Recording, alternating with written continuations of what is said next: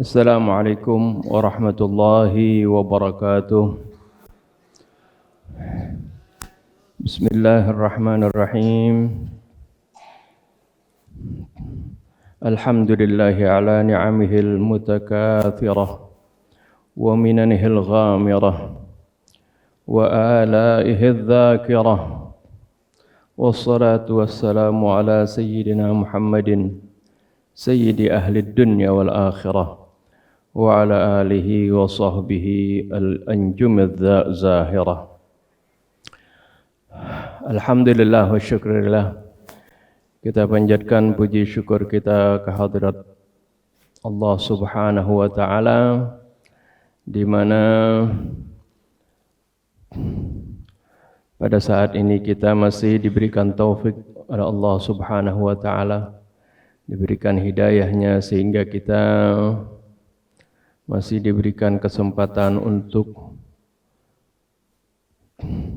duduk di masjid ini, di tempat yang mulia ini, dalam rangka merenungi firman-firman Allah subhanahu wa ta'ala. Hadirin dan hadirat sekalian serta anak-anakku sekalian dari SMP maupun SMA IT Insan Mandiri,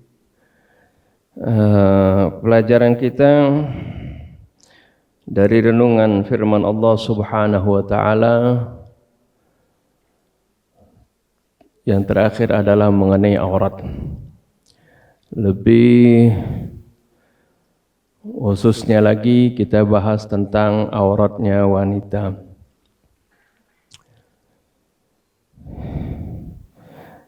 Dalam kesempatan kali ini kita masih membahas masalah itu, ya, karena masih ada beberapa kaitan tentang aurat ini agar supaya tidak disalahfahami, ya.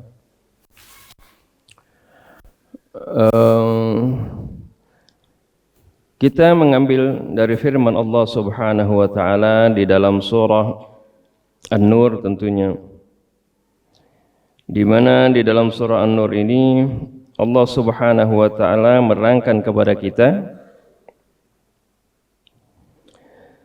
tentang auratnya wanita kemarin. Ya, ada aurat yang disebutkan oleh Allah subhanahu wa ta'ala, wala yubdina zinatahunna illa li bu'ulatihinna wala yubdina zinatahunna illa ma dhahara minha. Ya, janganlah mereka menampakkan hiasan mereka kecuali yang zahir. Yang zahir kita sudah sebutkan kemarin, yaitu wajah dan telapak tangan. Kemudian juga di samping itu diperintahkan menutup kepala dengan kerudung, dalam bahasa Arab khimar, ya. Kemudian berikutnya wala yubdina zinatahunna illa li bu'ulatihinna, ya, au abaihinna au abai bu'ulatihinna au abnaihinna au abnai bu'ulatihinna au ikhwanihinna au bani ikhwanihinna au bani akhwatihinna au nisaihinna au ma malakat aymanuhunna au at-tabi'ina ghairi ulil irbati minir rijali au at-tifli alladhina lam yadhharu ala auratin nisa. ولا يضربن بأرجلهن ليعلم ما يخفين من زينتهن وتوبوا إلى الله جميعا أيها المؤمنون لعلكم تفلحون. Itu adalah surah An-Nur ayat 31 yang membahas tentang auratnya wanita, ya. Nah, ini kita awali renungan kita ini dengan membaca Ummul Kitab. Semoga Allah subhanahu wa ta'ala membuka hati-hati kita di dalam memahami firman-Nya, membersihkan hati kita dari segala kotoran syirik, riya, hasud, kibir dan sebagainya, dari penyakit hati. Dan semoga Allah subhanahu wa ta'ala memaafkan segala kesalahan dan dosa kita, juga kesalahan dan dosa kedua orang tua kita, para guru kita, orang-orang yang telah berjasa kepada kita, juga saudara-saudara kita kaum mukminin wal mukminat. Ala hadhihi niyyah kulli niyatin salihah wa ila hadratin Nabi Muhammadin sallallahu alaihi wasallam. Al-Fatihah. A'udzu billahi minasy syaithanir rajim. Bismillahirrahmanirrahim. Alhamdulillahi rabbil alamin. Ar-Rahmanir Rahim. Maliki yaumiddin. Iyyaka na'budu wa iyyaka nasta'in. Ihdinas siratal mustaqim. Siratal ladzina an'amta 'alaihim ghairil maghdubi 'alaihim waladdallin. Amin. Dari apa yang sudah kita terangkan dari surah An-Nur tentang aurat wanita, apakah ya si wanita ini akan berpakaian dalam seperti ini ya, pakaian yang biasa, pakaian hari-hari, kemudian ditutup dengan jilbab. Ya, jilbab tahu ya, jilbab bukan kerudungan ya, jilbab adalah pakaian luar seperti ini, jubah. Kemudian pakai kerudungan yang menutupi ya dadanya, dada mereka. Apakah ini ya setiap hari mesti pakai seperti itu? Nah, ini kalau kita baca dari surah An-Nur, ada Allah Subhanahu wa taala berikan keterangan di sini. Yang pertama ya, kemarin sudah kita bahas bagaimana aurat itu ada yang boleh terbuka, yaitu telapak tangan dan dan wajah. Karena ini adalah merupakan sesuatu yang nggak bisa tidak boleh tidak mesti terbuka, apalagi orang wanita yang beraktivitas di luar. Kalau wanita yang tidak punya aktivitas di luar, di rumah saja, itu nggak masalah ya buat mereka. Ya, jadi ketika mereka keluar, mereka harus tutup kepalanya, ya, yang terlihat hanya wajah dan telapak tangan, ya. Kemudian bajunya juga bukan hanya baju ini, tapi dipakai dengan baju luar lagi seperti itu. Atau seperti kemarin sudah saya jelaskan, ada juga jilbab syar'i yang menutupi ya sampai bawah seperti ini, itu juga bagus ya. Kemudian di sini ada keterangan walau yubdina zinatahunna illa libu'ulatihinna. Janganlah mereka menampakkan perhiasan mereka.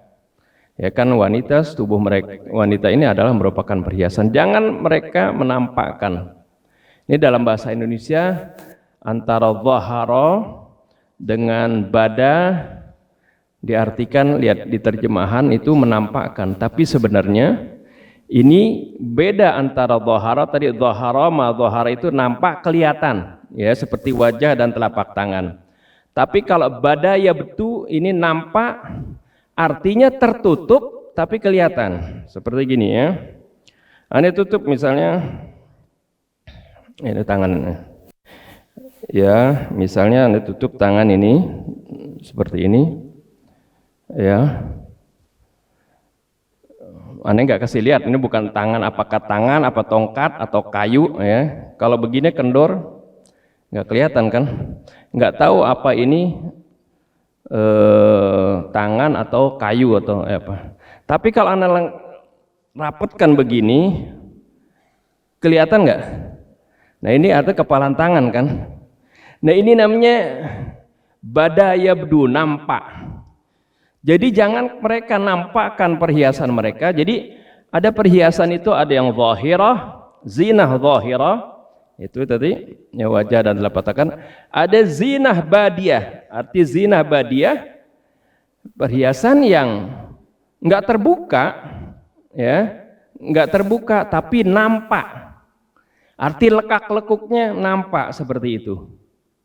Nah, ini kalau yang zinah badiyah ini ya seperti orang baru pakai pakaian dalam seperti ini ya, pakai pakaian apa?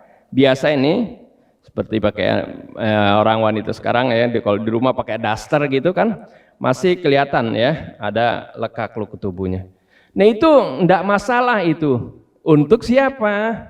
li bu'ulatihinna, untuk suami-suami mereka, ya, au abai bu'ulatihinna, atau mertua mereka, ya, au abnaihinna, atau anak-anak mereka. Jadi untuk, maksudnya di sini untuk mahram nggak mesti selalu pakai pakaian luar gitu di rumah, arti pakai dasar aja nggak masalah, terbuka kerudukannya nggak masalah. Untuk di rumah ini adalah pakaian rumah, ya, artinya zina badiah di sini, ya, itu digunakan untuk di rumah, ya, bersama, ya, orang-orang yang mahramnya. Tapi kalau ada di sana ada yang bukan mahram, dia harus tutup, ya, harus pakai kerudung seperti itu.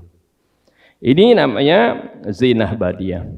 Ada lagi, ya, ini disebutkan, ya, kepada siapa aja, kepada anak-anak, ya, juga abna'i bu'ulatihinna, anak dari suami, ya, anak dari au ikhwanihinna, saudara-saudara mereka, atau keponakan bani ikhwanihinna, itu keponakan, ya, au nisaihinna, atau sesama wanita, ya, pakai dasar aja gitu nggak masalah, nggak pakai kerudungan sesama wanita nggak masalah. Jadi bukan jadi selalu tutup pakai kerudungan, enggak, ya, ke dalam rumah atau sama wanita dan sama mahram, ya, itu tidak masalah. Au nisaihinna au ma malakat aimanuhunna, atau dulu juga pada hamba saya, itu juga enggak masalah, ya.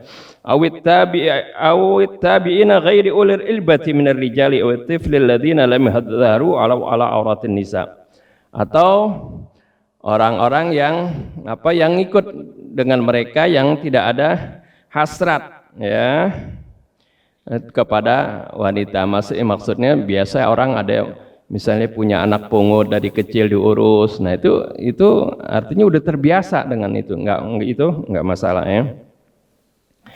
Ini namanya zinah badiah. Tadi ada zinah zahirah, ada zinah badiah, ada lagi wala yadribna bi arjulihinna liyu'lama ma yukhfina min zinatihinna.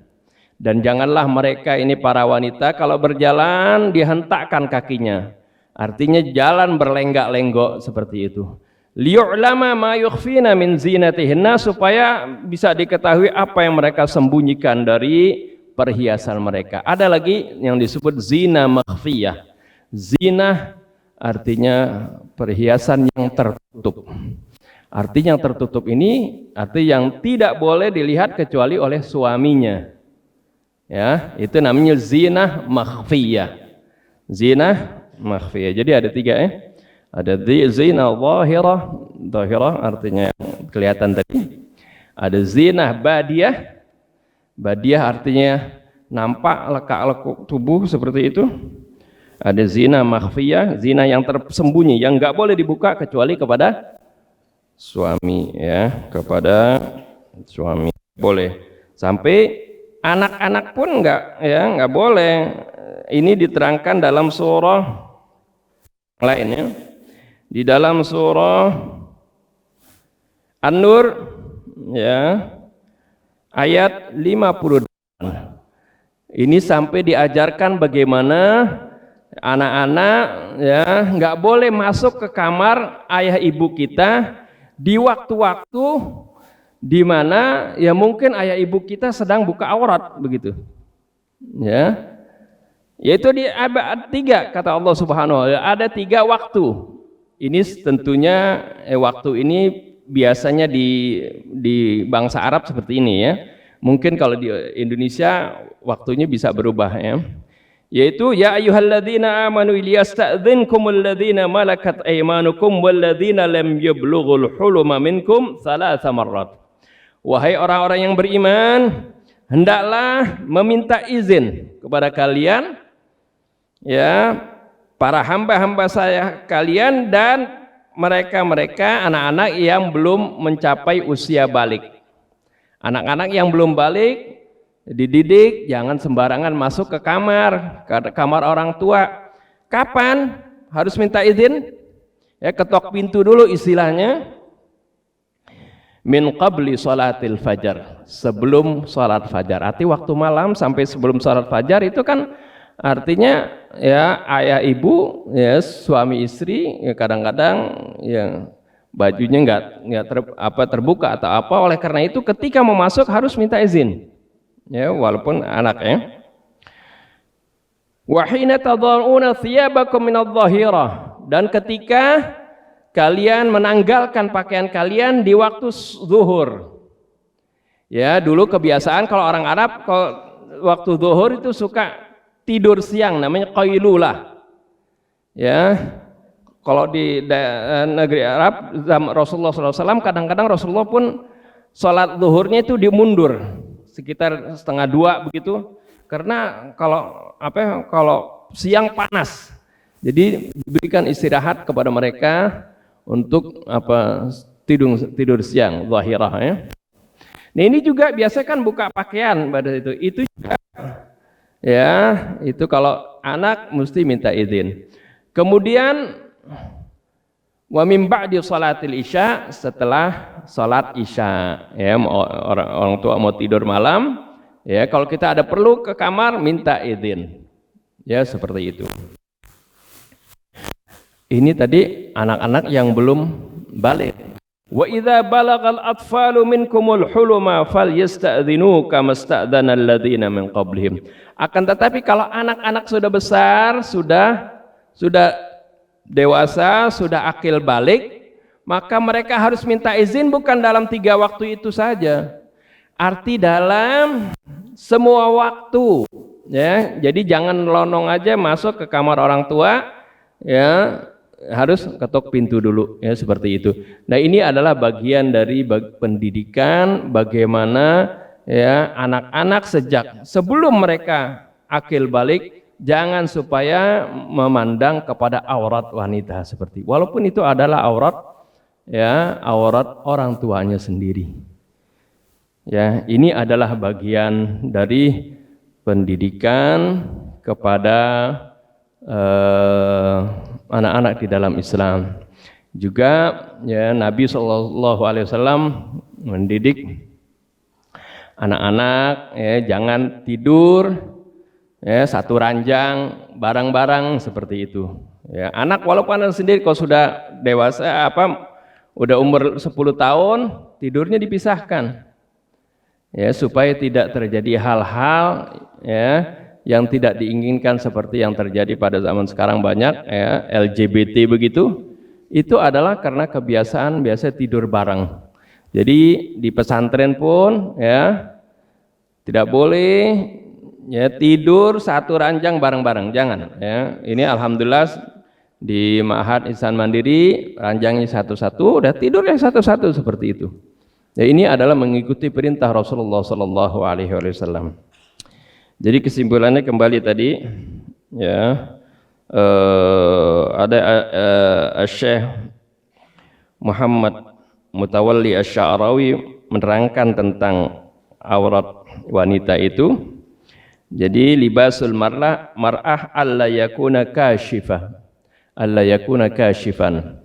Jadi pakaian wanita janganlah terbuka, wala wasifan, dan jangan juga ya menggambarkan lekak-lukuk tubuh. Sekarang kan ada orang pakai jilbab sih pakai, tapi pakaiannya ketat. Itu namanya kasyif wasifah, atau tadi zinah badiah seperti itu. Itu enggak boleh ya. Itu namanya wala yubdina zinatahunna. Enggak boleh mereka ya nampakkan perhiasan mereka, ketutup tapi nampak seperti itu ya. Seperti tadi nampak artinya bentuk tubuhnya. Wala yakuna mulfitan, dan juga ya yang tidak menarik perhatian. Nah itu ya, jadi ini adalah bagian dari aurat wanita. Oleh karena itu sebagian ulama kadang-kadang dia tutup, misalnya mulutnya wanita menutup itu ya silahkan saja, ini supaya tidak menjadi fitnah. Kalau menjadi fitnah itu bagus ya.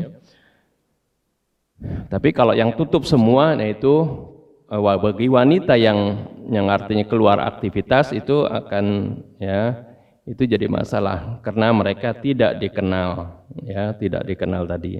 Kecuali kalau mau tinggalnya di rumah saja, ya, nggak masalah. Kalau punya aktivitas di rumah, itu nggak masalah seperti itu, ya. Tapi kalau dia beraktivitas di luar, maka tidak, itu akan menjadi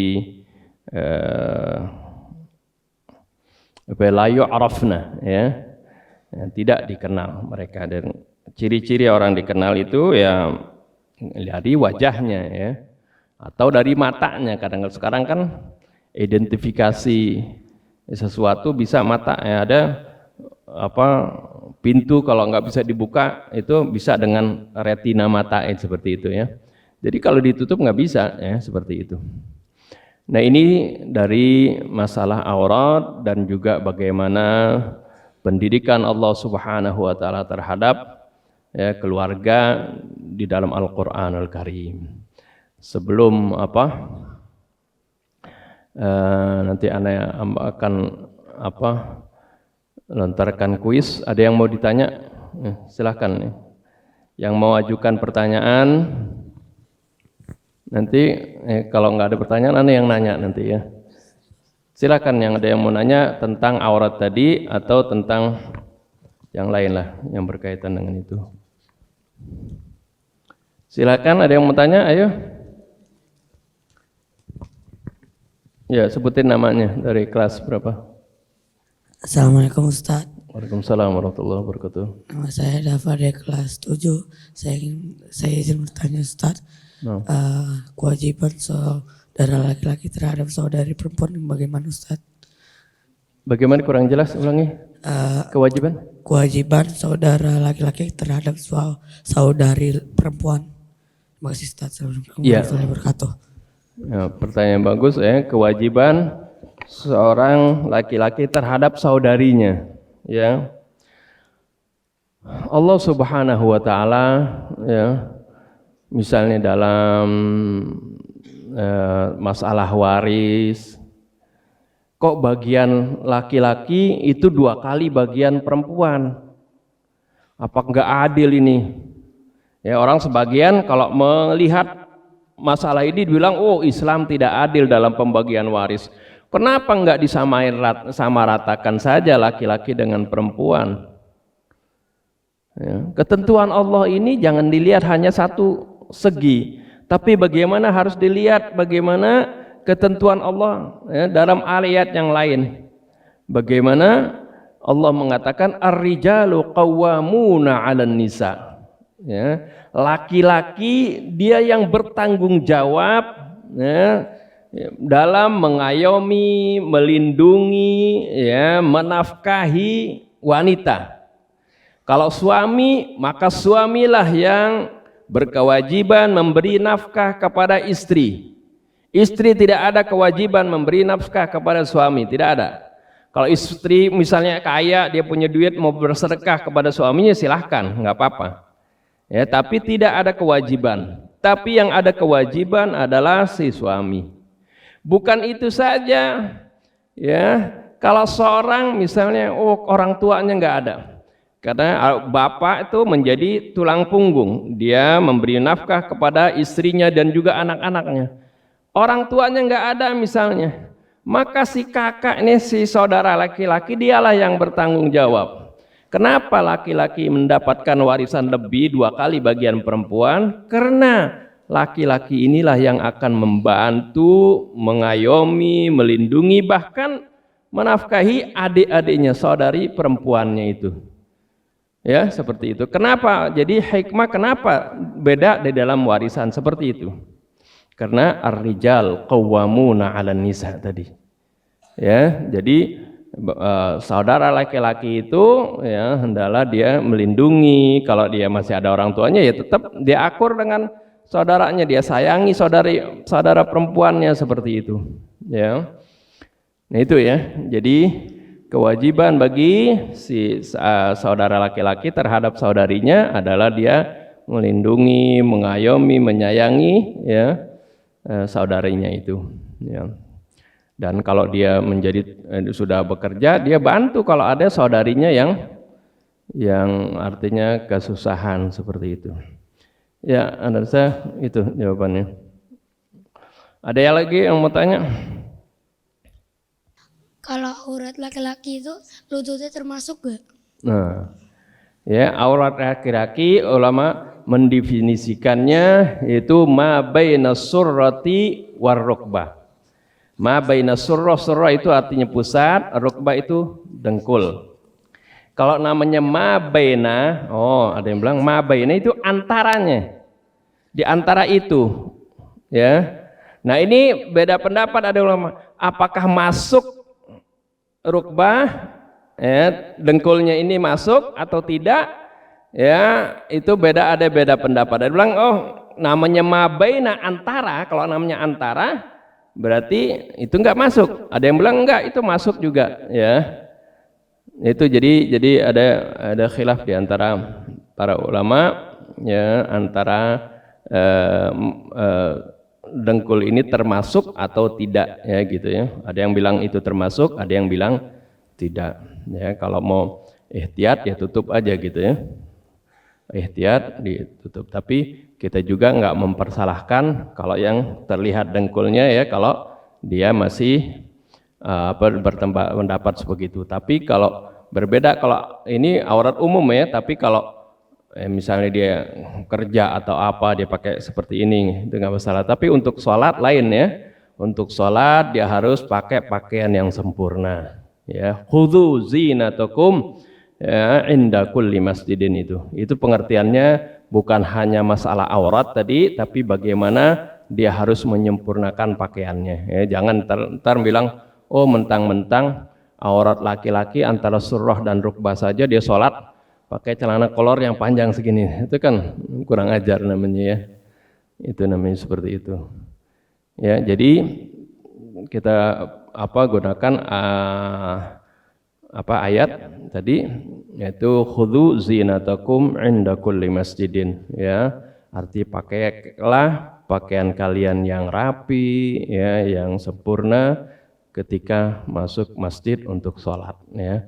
Bahkan sebagian ulama menafsirkan masjid di sini karena masjid adalah tempat berkumpulnya orang, ya, artinya kalau kita, ya, berada di tempat mana banyak, ya, tutup seperti itu, ya. Ya. Nah, sekarang kalau nggak ada lagi, nggak masih ada lagi? Kalau enggak sekarang Anda ganti tanya. Fadhal. Assalamualaikum warahmatullahi wabarakatuh. Waalaikumsalam warahmatullahi wabarakatuh. Nama saya Alif Basyukrisna. Ustadz Afwan izin bertanya, Tad. Ya. Sebenarnya pakaian sunnah Rasulullah SAW itu Definisinya? Ya, definisinya seperti apa, Tad? Pakaian apa? Pakaian sunnah Rasulullah. Pakaian sunnah Rasulullah. Iya. Jadi pakaian sunnah Rasulullah SAW, ya,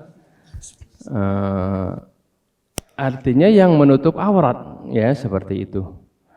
Kemudian apakah sunnahnya itu mesti pakai imamah, pakai jubah? Enggak, itu memang itu kebiasaan di bangsa Arab seperti itu. Sebab selain Rasulullah juga pakai sama seperti itu, ya. Pakai sama seperti itu. Tapi artinya yang disunnahkan adalah seperti yang di dalam Al-Quran, bagaimana kita itu harus menutup aurat kita, ya, menutup aurat kita. Kalau kita untuk sholat pakai pakaian yang rapi seperti itu, bagaimana kalau kita misalnya di orang Indonesia biasanya pakai sarung, nggak pakai jubah kayak gini, ya, atau nggak pakai gamis seperti itu, nggak masalah, yang penting menutup aurat gitu. Jadi jangan artikan perilaku Rasulullah yang kebiasaan Rasulullah SAW itu semuanya sunnah yang harus dilakukan. Tidak, sunnah adalah sesuatu yang diperintahkan oleh Rasulullah SAW, ya. Kalau yang kebiasaan Rasul misalnya kita lakukan juga pengen karena mencontoh Rasulullah, nah itu kita dapat pahala. Tapi kalau ini hanya, ya, kita lihat Rasulullah pakai itu, ya kan juga, ya, selain Rasul, ya, orang Arab yang lain sampai Abu Jahal juga sama pakaiannya seperti itu kan gitu. Nah, ini artinya ini adalah pakaian adat. Tapi kalau kita mau contoh, Rasulullah selalu sering pakai baju putih misalnya, kalau kita ikut seperti itu karena cinta kepada Rasulullah, itu udah dapat pahala seperti itu ya. Kalau mengikuti adat saja tidak ya seperti itu. Nah, ada sesuatu yang memang itu diperintahkan, itu ada kaitannya dengan syariat, seperti Rasulullah mau sholat misalnya siwak, membersihkan giginya, itu memang sunnah ya, bukan kebiasaan, bukan ya, itu adalah sunnah. Dan ini adalah ya, menggosok gigi adalah bagian dari nadhafah ya. Dari Al-Quran sudah ada juga itu guidance-nya, rinciannya Rasulullah SAW menjelaskan seperti itu. Jadi ya, misalnya kalau orang Indonesia pakai bajunya nutup auratnya, dia pakai batik, nggak masalah. Orang Eropa misalnya nutup auratnya, dia pakai jas misalnya, nggak masalah.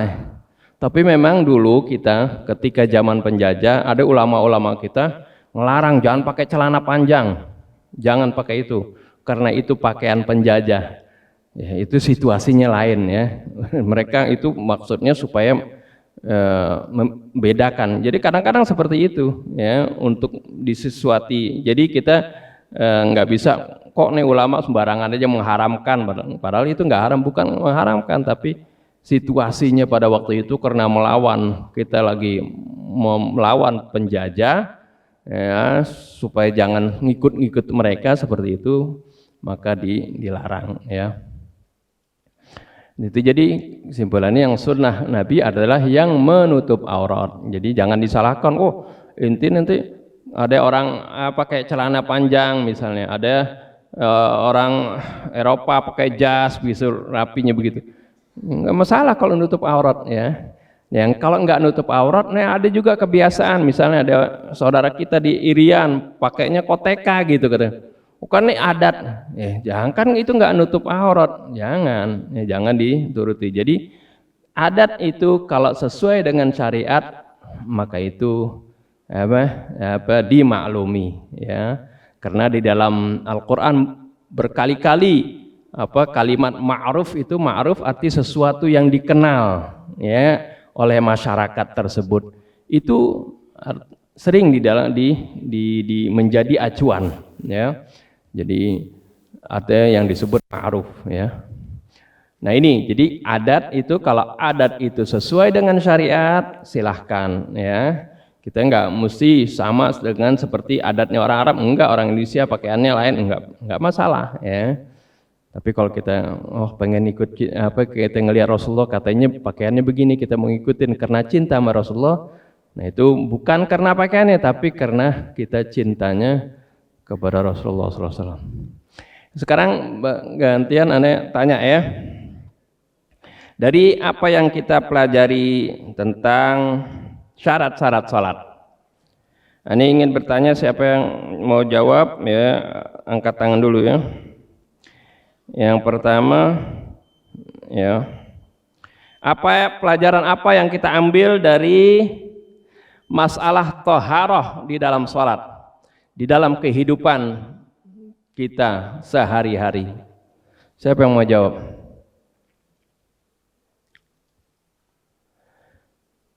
Apa yang kita ambil pelajaran dari masalah thaharah? Kita kan mau wudu disuruh taharah dulu, suruh bersuci, suruh wudu. Pelajaran apa yang kita dapat dari masalah bersuci ini di dalam kehidupan sehari-hari? Siapa yang mau jawab? Apakah cuman taharah yang penting kita wudu? Fadhal. Udzkur ismak, nama dan kelas 12 ya. Nah, fadhal.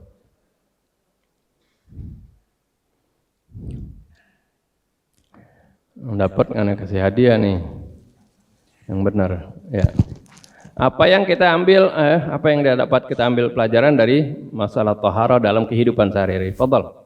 Udzkur ismak wa min ayyi faslin. Assalamualaikum warahmatullahi wabarakatuh. Waalaikumsalam warahmatullahi wabarakatuh. Mas, saya Muhammad Royan Abdul Majid dari kelas 11. Ahsan. Dari yang saya pelajari waktu minggu-minggu lalu tentang thaharah, yaitu ada dua. Yang pertama berwudu, yang kedua tayamum. Ada dalam berwudu juga ada hal-hal yang diwajibkan dalam surat Al-Maidah ayat 6.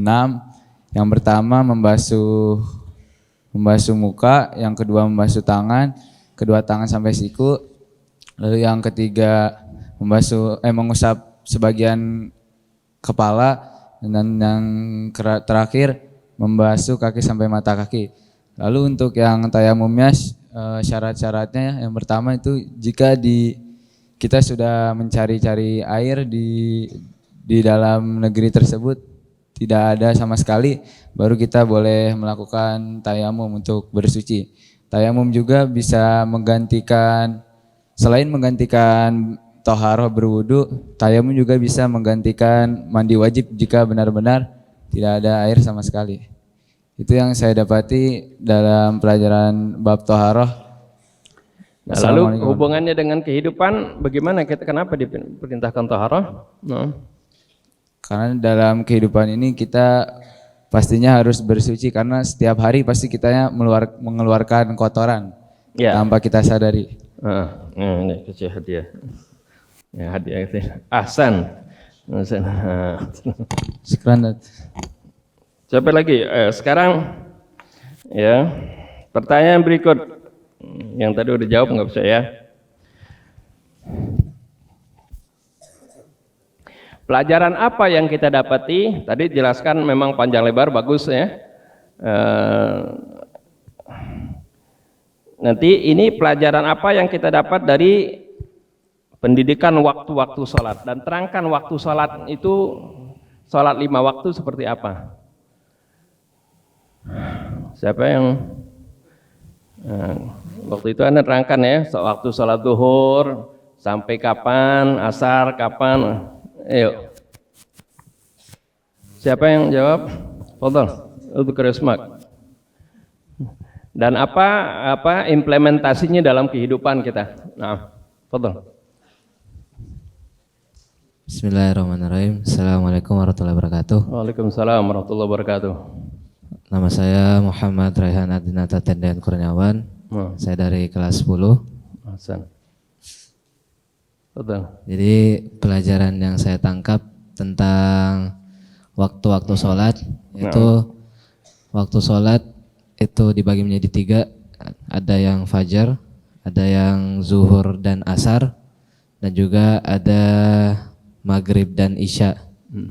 Yang itu kelompoknya ya, 3 kelompok. Nah, sekarang kalau waktu-waktunya secara 5 waktu, waktu zuhur kapan sampai kapan?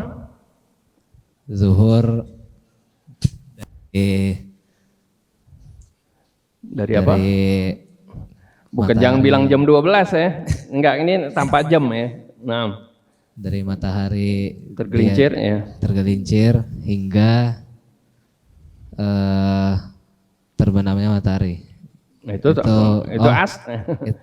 dari tergelincirnya matahari hingga bayangan setiap sesuatu sama dengan bendanya ya. Ya, bayangan sesuatu sama dengan bendanya. Nah, setelah itu masuk waktu asar sampai terbenamnya matahari. Terus masuk waktu terbenam matahari, masuk waktu apa? Maghrib. Maghrib sampai hilangnya mega merah. Terus hilangnya mega merah masuk waktu isya ya. Isya sampai kapan waktu isya? Sampai fajar. Ya, ada yang bilang sampai fajar, sampai dalam hadis setengah sampai tengah malam ya.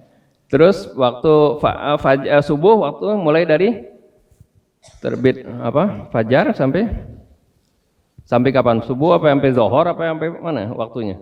Subuh dari fajar sampai terbitnya matahari. Terbitnya matahari. Nah, sekarang apa manfaat Allah tetapkan waktu-waktu ini dalam kehidupan kita sehari-hari?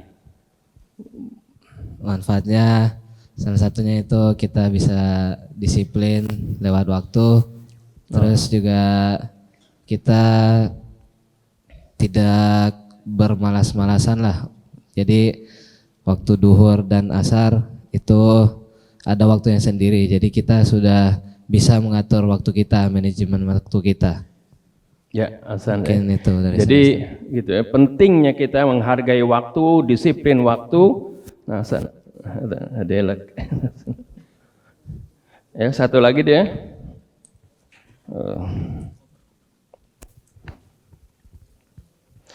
Sekarang apa yang dapat kita ambil pelajaran dari menghadap kiblat? Kenapa mesti menghadap kiblat? Allah kan nggak bertempat di Ka'bah. Kenapa harus menghadap kiblat? Kenapa ini? Pelajaran apa yang kita dapati? Siapa yang mau jawab? Ayo. Jangan 10-12 saja nih yang SMP mana nih? Masa kan nyatet kemarin. Ayo, pelajaran apa yang kita dapati dari perintah menghadap kiblat? Fadhal. Sebutkan nama dan Assalamualaikum Ustaz. Nah. Perkenalkan, saya Ahmad Fatih dari kelas 8. Saya ingin menjawab pertanyaan Ustaz.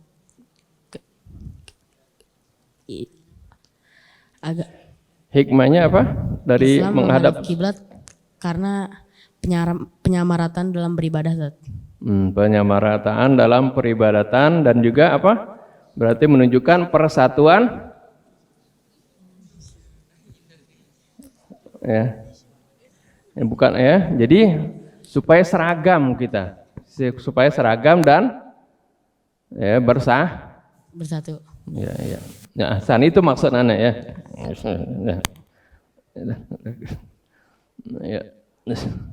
Ya udah kita, saya kan sampai sini. Subhanakallahumma bihamdik asyhadu an la ilaha illa anta astaghfiruka wa atubu ilaik.